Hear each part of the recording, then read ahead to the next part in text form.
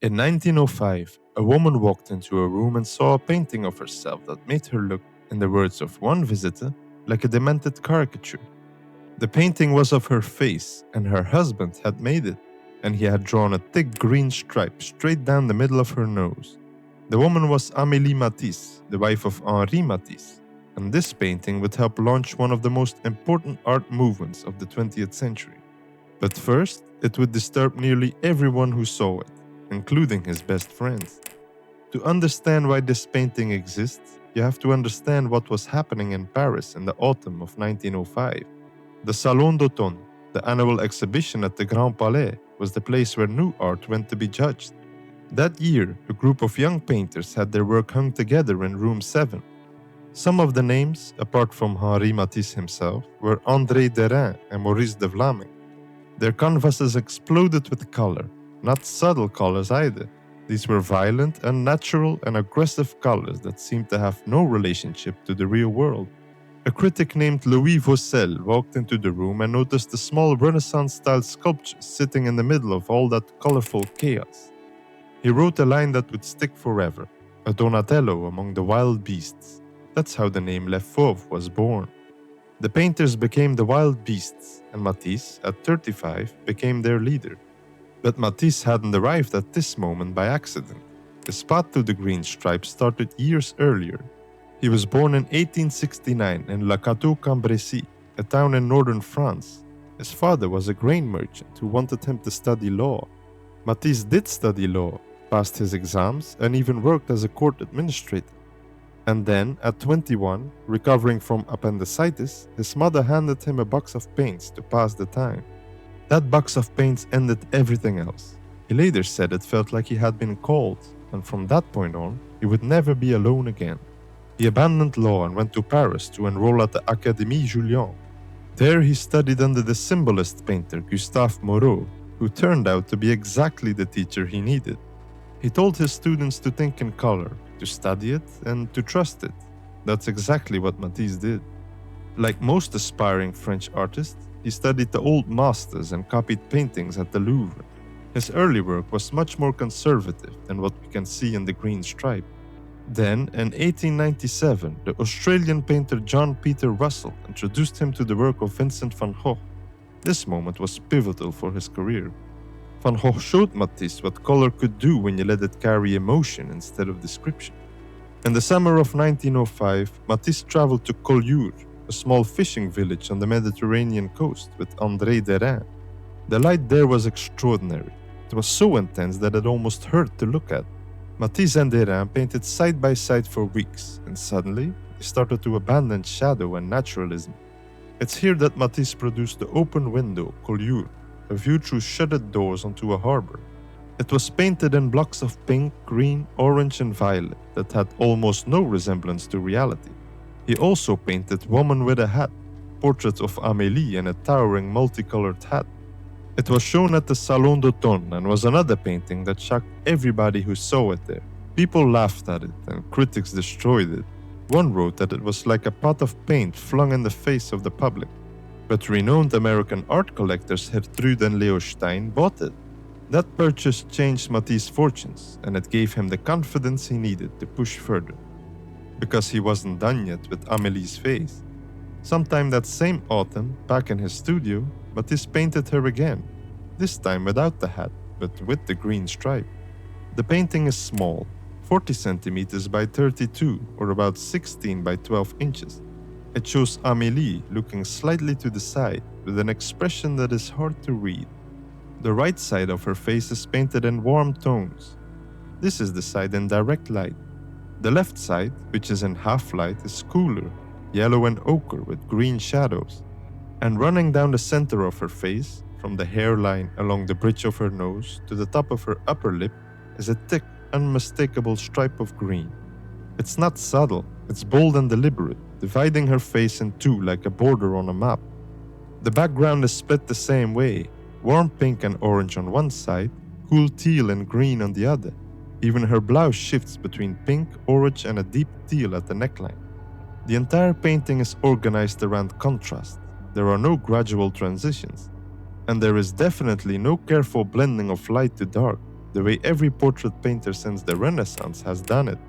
Matisse replaced all of that with color. In that sense, the green stripe does the work that shadow would normally do. It gives the face its three-dimensional structure, but it does so without pretending to be invisible. In a traditional portrait, shadow is something you're not supposed to notice. It just makes the face look round. Matisse, on the other hand, made the shadow the most visible thing in the painting. He turned the technique into a statement, and it's fair to say that this statement unsettled almost everyone. A friend who visited their apartment and saw it hanging on the wall called it the demented caricature of a portrait. In 1910, an American critic went further. He wrote that the painting was Matisse's punishment of Amélie, that had compelled the viewer to see in her a strange and terrible aspect. That was quite the observation, don't you think? A husband who paints his wife, and the result is so unsettling that somebody reads it as an act of aggression. The art historian John Klein has suggested that difficulties in the Matisse's marriage may have contributed to the portrait's impersonal, mask-like quality, and the marriage was eventually deeply troubled. But that came much later. Amélie Parère met Matisse in 1897. They sat next to each other at a wedding in Paris and married the following year. She was not a passive wife. She opened a hat shop to support the family while Matisse struggled. She raised their two sons, Jean and Pierre, and took in Marguerite, Matisse's daughter from an earlier relationship, and raised her as her own. She managed his career and dealt with collectors and dealers. She also posed for him constantly. She was his most frequent model during those explosive early years. Woman with the hat is her. The green stripe is her. She became the most famous face of Fauvism. But the way Matisse painted her in the green stripe strips away everything personal. You cannot tell from this painting that the woman was witty or tired from running a household. She was reduced to a structure, a composition of colored planes and a stripe that solved the problem of light in green. Critics at the time noticed this and said the painting lacked humanity. They said that Matisse had prioritized his artistic experiment over the actual person sitting in front of him. And that may be exactly right. Matisse once said, "When I put down a green, it doesn't mean grass. When I put down a blue, it doesn't mean sky." Color for him was not about representing the world. It was about expressing a feeling. And the feeling he was chasing in 1905 was liberation from rules, from convention, from the idea that a painting had to look like the thing it depicted.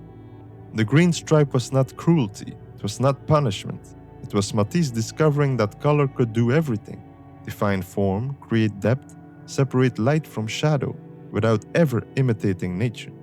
But here's the uncomfortable truth. You can believe that entirely and still feel that something is off when you look at this painting. Because Amélie was not an apple, she was not a landscape, she was not a bowl of fruit arranged under studio light. She was his wife, the mother of his children, the woman who kept his life together. And he painted a green line down the middle of her face. The tension between what the painting achieves technically and what it does emotionally is the thing that has kept people arguing about it for over a century. Is it a revolutionary breakthrough in the use of color? Absolutely. Is it also, on some level, an act of turning a complex woman into an arrangement of colorful zones? That's hard to dismiss. Matisse himself never acknowledged any personal dimension to the painting. For him, it was an experiment, a step in a larger journey. And the journey continued. After the green stripe, he painted The Joy of Life in 1906, a large radiant canvas of nude figures dancing and reclining in an imaginary landscape. It was the culmination of everything the Fauve had been working toward. Fauvism itself burned out within a few years. By 1908, most of the painters had moved on. But Matisse kept going. He carried the Fauvist commitment to bold, emotive color through every phase of his career. From the odalisques of the 1920s to the paper cutouts of his final years. And Amélie, she stayed with him for 4 decades. She supported him through fame, through war, through illness. Then in 1939, she gave him an ultimatum. She had watched a young Russian woman named Lydia Delektorskaya become his assistant, his model, and his creative partner. She told him to choose. He chose his wife, but it was too late. Amélie left him anyway. They separated after 41 years. The green stripe hangs today in the Statens Museum for Kunst in Copenhagen. It is small enough that you could miss it if you weren't looking. Matisse once said that art should be like a comfortable armchair, a place of rest for the mind. But this painting is not comfortable. It is restless. It is unresolved. It is a portrait of a woman who deserved to be seen clearly, painted by a man who was looking right through her at something else entirely. The green stripe is the most honest thing in the painting. It doesn't pretend to be shadow. It says, I am paint. I am a decision. I am what happens when an artist chooses his experiment over his subject. I want to thank you for watching until the end, and I'll see you in the next video.